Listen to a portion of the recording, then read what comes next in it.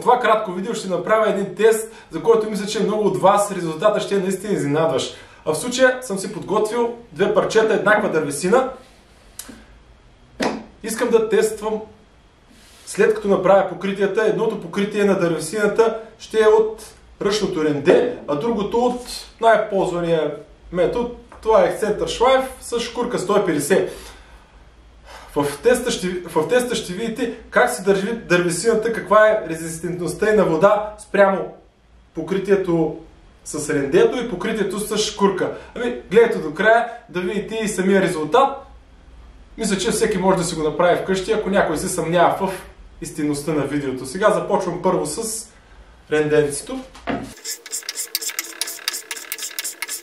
Мисля, че покритието дори е готово.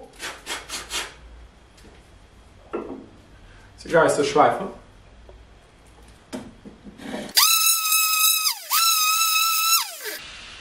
И това покритие е готово.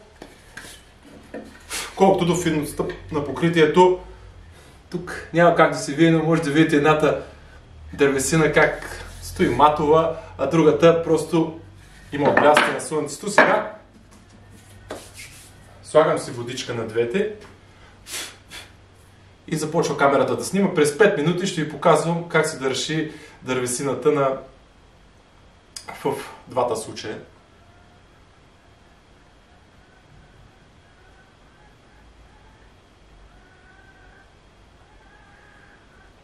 Ето може да видите, още не съм почнал теста и как почна да се разлива и да попива дървесината. Тук изобщо... Ето на 5-та минута сме. Виждате като гъба как тук дървесината поема водата, тук още се я държи. Ето включваме се пак, мисля, че е на 15-та минута. Може да видите тук вече дървесината като гъба. Тук се вижда и навътре как попи около 5-6 мм, а тук водата още си стои отгоре. Ето мисля, че сме вече на 25-та минута и смятам да приключа теста. Ето, тук напълно дървесината попи водата, а тук всичко си стои. Оставам извода на вас.